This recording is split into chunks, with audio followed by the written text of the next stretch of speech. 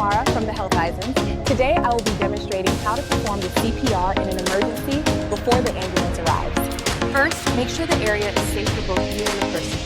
Then, gently tap their shoulders and ask loudly, "Are you okay?" If there's no response when they're not breathing normally, call 999 immediately. Put your phone on speaker mode so the operator can guide you through CPR.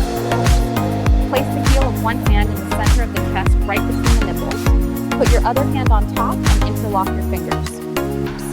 Push hard and fast, about 5 to 6 centimeters deep at a rate of 100 to 120 times per minute. Let the chest rise fully after each push.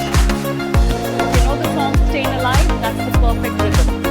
If you're trained and confident, give 2 rescue breaths after every 30 compressions. Tilt the head back, pinch the nose, seal your mouth over this. After doing 2 rescue breaths, return your hands to the center of the chest and give another 30 compressions.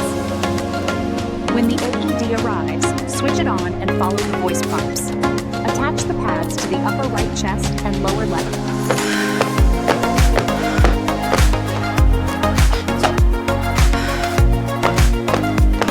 If they start breathing but remain unconscious, roll them into the recovery position and keep their airway open.